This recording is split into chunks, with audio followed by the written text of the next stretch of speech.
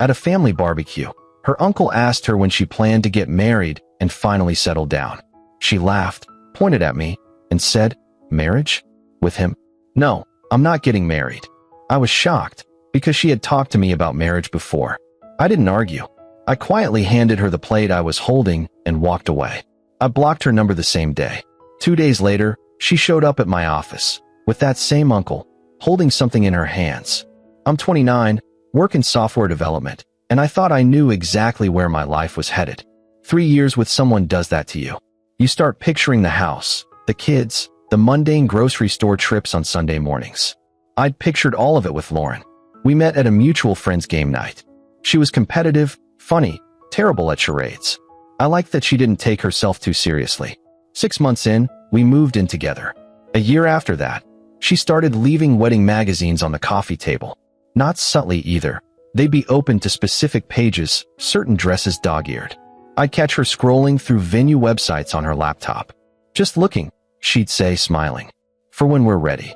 I was ready. I'd been saving for a ring since month 18. Her best friend Kira knew. My brother knew. I had the whole thing planned for our anniversary trip in September. Beach sunset, the works. Maybe cliché, but Lauren loved clichés. She cried at every rom-com. Her family was loud, affectionate, overwhelming in the best way. Sunday dinners at her parents' house were mandatory. Her mom would pack leftovers before we even finished eating. Her dad would corner me to discuss whatever construction project he was planning. I didn't mind. My family was small, quiet. Hers made me feel like I belonged to something bigger. The barbecue was her Uncle Rick's idea. He'd just moved back to town after a decade in Arizona and wanted to reconnect with everyone. Lauren was excited. She'd always been close to Rick growing up. He was the cool uncle who sent birthday cards with cash and remembered everyone's favorite candy. I spent the morning helping her dad set up tables in the backyard. Lauren made potato salad, singing along to whatever playlist she had going. She seemed happy. Normal. She kissed my cheek when I carried the cooler outside. The afternoon started fine. Burgers on the grill, kids running through a sprinkler, her cousin's new puppy getting into everything. I was talking to her brother about the upcoming football season when I heard Rick's voice boom across the yard. "Lauren, get over here. I barely got to talk to you yet." She jogged over, laughing. I followed, carrying 2 plates of food. Rick was standing by the drink cooler, sunburned and grinning. "So, when are you gonna make an honest man out of this guy?" Rick gestured at me with his beer. "You two have been together forever." I smiled, ready to deflect with something joke-why. But Lauren got there first. She laughed. Actually laughed. Then she pointed directly at me. "Marriage? With him?" "No, I'm not getting married." The words hung there. Her tone was light, casual, like she was commenting on the weather. But I felt every syllable land. Rick looked confused. "Wait," I thought. "Yeah, no." She shook her head, still smiling. "Not really the marriage type. You know me." I stood there holding both plates. Potato salad, coleslaw, a burger sliding off the edge. Someone's kid shrieked in the background. The puppy barked. I couldn't hear any of it clearly. Everything sounded muffled, distant. Lauren glanced at me, finally registering my face. Her smile faltered slightly. "Babe, I'm just..." "Here." I handed her one of the plates. My voice came out flat, distant. "I'm gonna grab something from the car." I didn't go to the car. I walked around the side of the house, past the garbage cans, into the front yard. I stood there on the sidewalk, staring at nothing. My hands were shaking. 3 years. The ring in my sock drawer. The magazines. For when we're ready. I pulled out my phone, opened her contact, stared at her name for a full minute. Then I blocked her number. I went back inside through the front door, grabbed my keys from the kitchen counter. Her mom was slicing watermelon. "Leaving already, sweetheart?" "Not feeling great," I said. "Tell Lauren I took an Uber." I didn't take an Uber. I drove home in silence. No music. No podcasts. Just the sound of my own breathing and the engine. When I got to our apartment, I packed a bag. Clothes, laptop, chargers, toiletries. I took the ring box from my sock drawer and put it in my jacket pocket. Then I went to my brother's place across town. "What happened?" he asked when he opened the door. "Can I crash here for a few days?" He stepped aside without another question. I didn't sleep that night. I kept replaying it. Her laugh. The casual dismissal. "No, I'm not getting married." Like it was obvious. Like we'd never discussed anything different. The next morning, I found 17 missed calls and 43 texts on my work phone, the one I'd forgotten to block her on. I read through them once. The first few were confused. Where did you go? Are you okay? Your car's gone. Then annoyed. You're really not going to talk to me about this? This is so immature. Then angry. You blocked me? Seriously? Over a joke at a barbecue? Then pleading. Please call me. I don't understand what's happening. Can we just talk? I turned my phone face down and went to work. My coworkers noticed something was off. I'm usually the guy cracking jokes during stand-up meetings, bringing in donuts on Fridays. That Monday, I sat in my cubicle and stared at code I couldn't focus on. You good? My teammate Aaron leaned over the divider. Fine. You look like you haven't slept in a week. Didn't. He studied me for a second, then retreated. Smart guy. By lunch, Lauren had started calling my work line. I sent it to voicemail every time. She left 6 messages. I deleted them without listening. Update 1. 2 days later, I was in a meeting when our receptionist knocked on the conference room door. Sorry to interrupt. Someone's here to see you. Says it's urgent. I excused myself, annoyed. Clients didn't show up unannounced. But it wasn't a client. Lauren was standing in our lobby. Uncle Rick was next to her, and she was holding a small blue jewelry box. My jewelry box. The ring. I stopped walking. How did you? Your brother told me where you're staying. Her voice was strained, eyes red. I went there this morning. You left your spare key under the mat. I needed to. I had to understand. Rick looked uncomfortable, hands in his pockets. I told her I'd drive. She was pretty upset. Can we talk? Lauren's voice cracked. Please. My coworkers were pretending not to stare. I could feel every eye in the office on us. Outside, I said. We walked to the parking lot. Rick stayed by the building, giving us space. Lauren opened the box. The ring caught the sunlight, throwing tiny rainbows across the pavement. You were going to propose. It wasn't a question. Was being the key word. When? September. Our anniversary. She closed her eyes. I didn't know. You didn't know? Lauren, you've been leaving wedding magazines around for over a year. You talk about venues. You send me Pinterest boards of centerpieces. What did you think that meant? I thought. She stopped. Started again. I thought we were just dreaming. Planning for someday. Not now. Not yet. And when exactly is yet? I couldn't keep the edge out of my voice.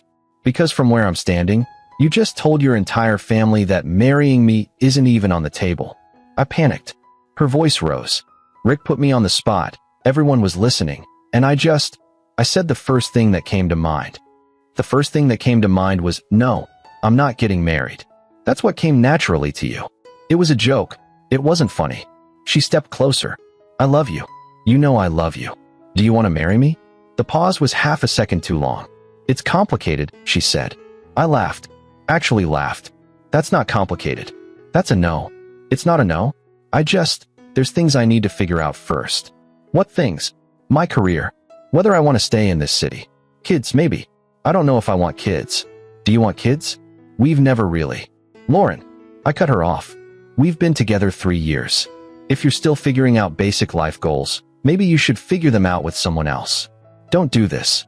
Tears started falling. Please don't do this. You already did it. At the barbecue. You just didn't realize. I made a mistake. I'm sorry. I'm so sorry.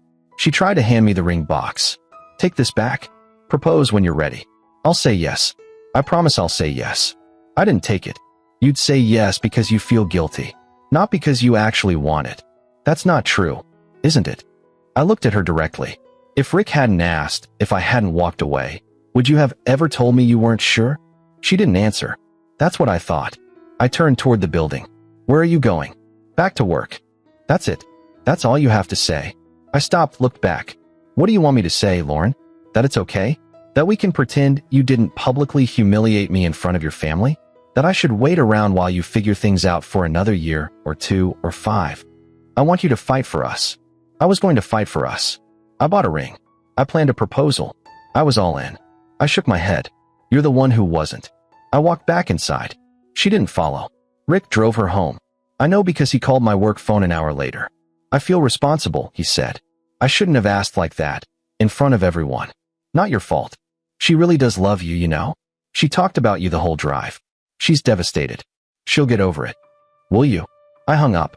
That evening, my brother found me sitting on his couch, staring at the ring box. You kept it, he said. Forgot it was in my jacket. You want a beer? Yeah. He brought two, sat down. We drank in silence for a while. You did the right thing, he finally said. Doesn't feel right. It will. Eventually.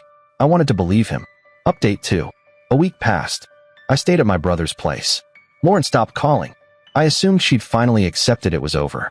Then Kira showed up at my gym.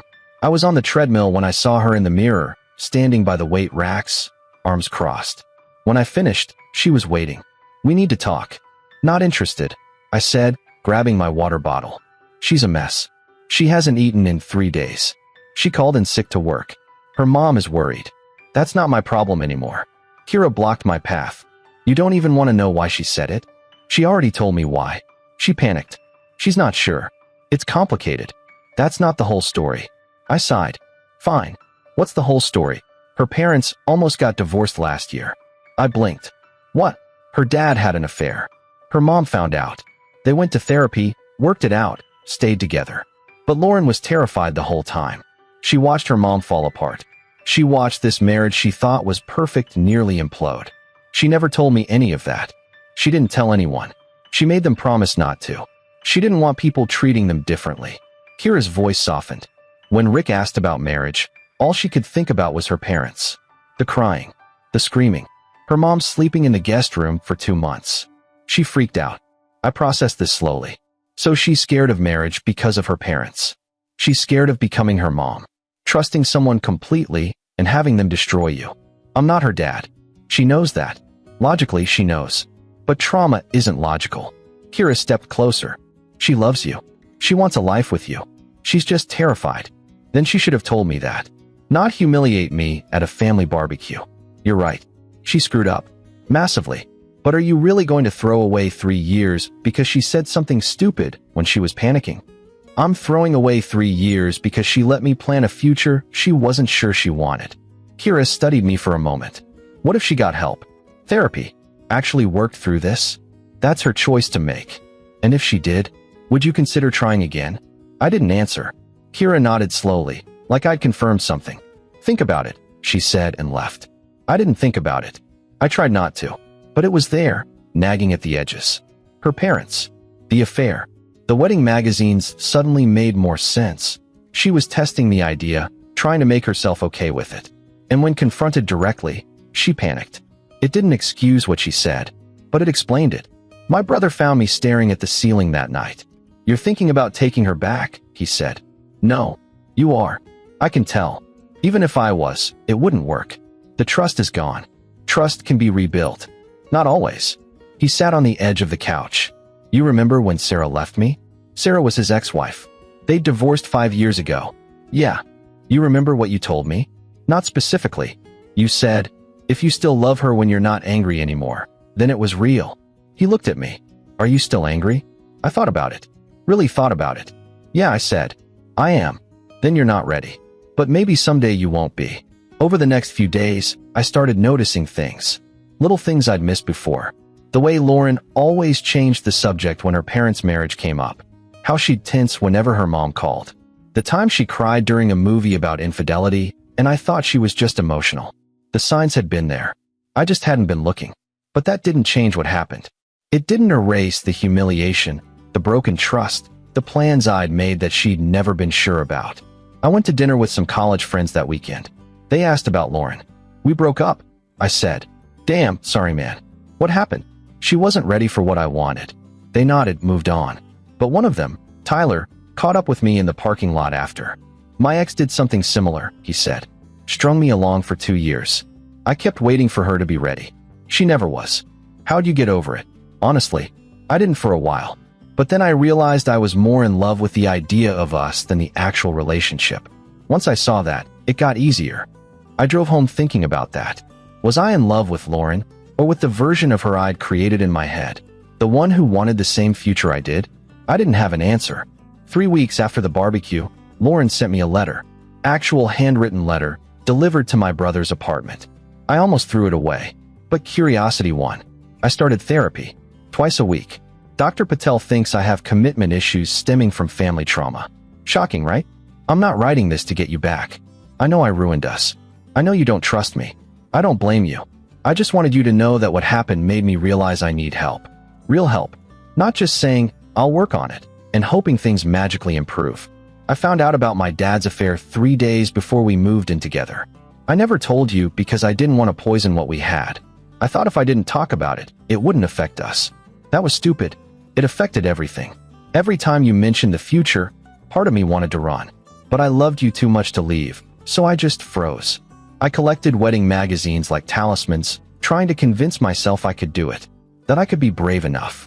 And then Rick asked, and everyone was watching, and all I could think about was my mom crying in the bathroom, and I panicked. I'm not asking for another chance. I'm just asking you to know that you didn't do anything wrong. You were perfect. I was broken, and I'm working on fixing that. I hope you find someone who's ready for all the things you deserve. Lauren. I read it 3 times. Then I put it in my desk drawer. The anger started fading after that. Slowly, it was replaced by something sadder. The understanding that sometimes loving someone isn't enough. Sometimes timing matters. Readiness matters. And you can't force either. 2 months later, I moved into my own apartment. Small 1-bedroom downtown. I went on a few dates. They were fine. Nobody felt right, but I wasn't expecting them to. I saw Lauren once at a coffee shop. She was with Kira, laughing at something on her phone. She looked good. Lighter somehow. She didn't see me. I left before she could. My brother asked if I regretted walking away. Honestly, I still don't know.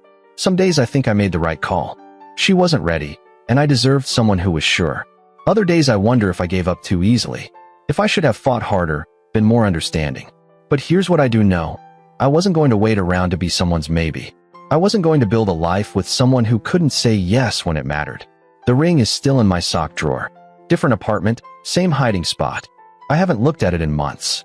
Maybe someday I'll give it to someone who doesn't hesitate. Someone who hears marriage and thinks of partnership, not destruction. Someone ready. Or maybe I'll return it. Get my money back. Start over completely. Either way, I'm done with family BBQs. And I'm okay with that. Because walking away from someone you love is hard. But staying with someone who doesn't know if they want you? That's impossible.